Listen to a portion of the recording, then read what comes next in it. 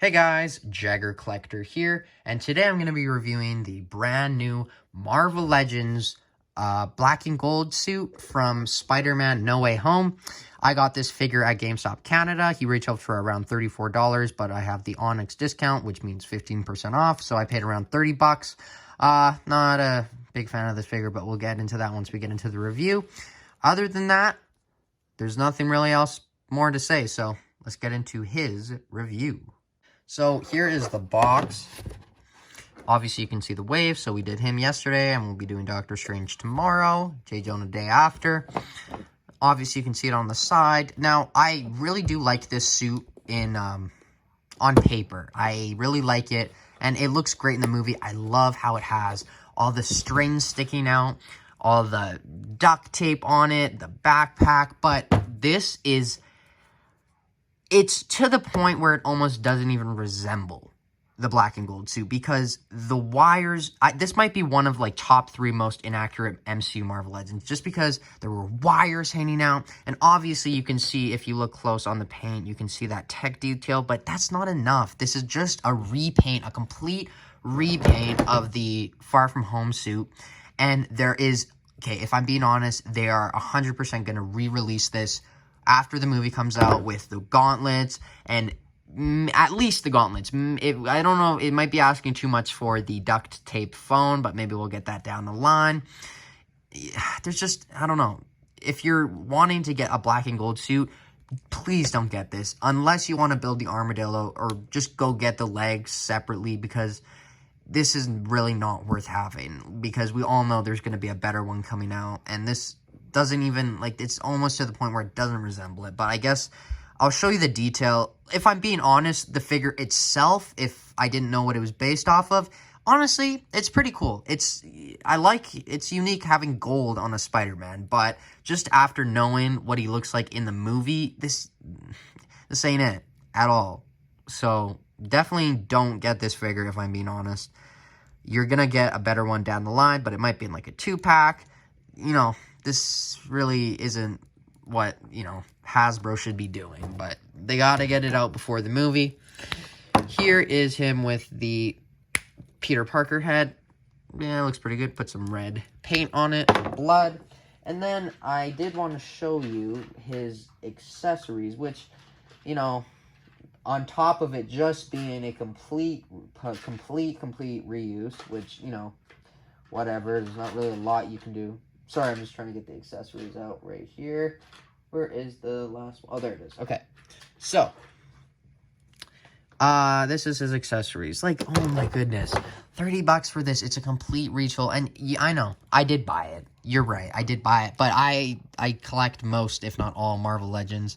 And I did really want to build the armadillo. And I'm very excited for the movie. And this, like, slightly resembles the suit. So I guess that's cool. But really, there's not a lot to it. It's just a complete repaint. And they didn't, like... I think at least with, like, the new one coming up, they included the extra head and the web. That's cool. Because, like...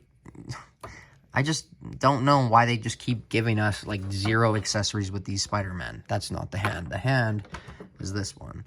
And it has room. It's, like, open for a web. Like, the web thing they do. And they can't even throw that in. It's just...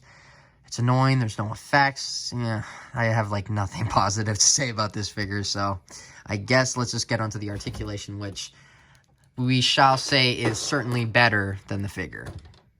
So, articulation for this Spider-Man is, it's good. But it's Marvel Legends, so it's not insane. Oh, before I got into that, I did forget to read you the bio.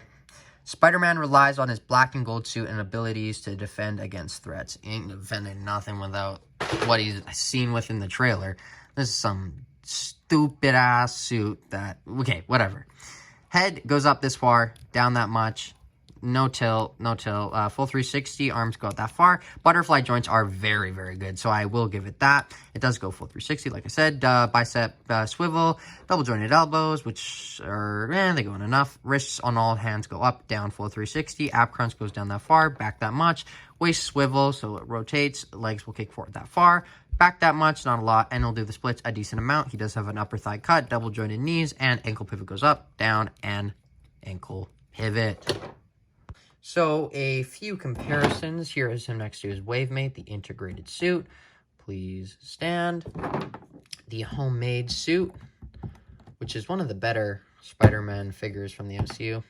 Just feel like it's fairly different. Of course, we have to compare him next to the remolded Far From Home suit, or I guess this is a remold of it, and the other Far From Home suit, the Stealth suit, which is another great figure. The Homecoming suit, and they're all falling. Whoa. Whoa, whoa, whoa, whoa. Okay, you know what? I just complimented you. I said you were a good figure, and now you're doing this to me. You do this to me, huh? And, of course, I don't know why I would do this comparison. There's really no particular reason at all. I didn't compare them next to the integrated suit in my last review. I completely forgot, but that is what they look like. You know, I don't even know who this Spider-Man is. Definitely won't be in the movie. Definitely won't be in the movie. I don't even know why I would even bother comparing that. And then, of course, Iron Spider. You can see that right there. They're all fairly similar in size, or exactly the same in size, basically. And then, of course, MJ. And then I guess you compare them to Doctor Strange, but this figure is lucky to be put on my shelf, so I will definitely be excited and looking forward to a updated version. Review for him tomorrow. Very good figure, on the other hand. So, final thoughts. I don't really even need to say this. I already kind of went over it. When Hasbro does a Marvel Legends wave or Black Series wave or any other themed wave, the way I look at it, if it's worth it, is you look at all the figures and you break down what's reuse and what's new. Obviously, in this wave, this is a complete reuse. J. Jonah, mostly reuse, you know, but we do have a brand new Build-A-Figure. We do have a brand new Shriek. The Miles, I guess you could say, is a reuse of the Electro suit. Moreland shares some reuse. Doctor Strange has a very few reuse, but he's mostly new. And the integrated suit's all new. So it's not that bad of a way for reuse, but this is absolutely unacceptable because this doesn't even resemble barely anything from the movie. It has completely golden gauntlets. He has a backpack on. He probably won't have that the whole time, but it would be cool to get. He has a duct-taped phone on him, and there's wire coming out of every, little socket everywhere. This has none of that. It's a good-looking Spider-Man, but it's not a good-looking Spider-Man when compared to what it's based off of. So I'm going to give it a review of 4.5 out of 10. That is very low, but I know Hasbro can do better, and I'm sure they will when they inevitably re-release this. But I have been Jagger Collector. He has been Peter or Petus Parker, and I'll see you in tomorrow's review being Doctor Strange. Bye, guys.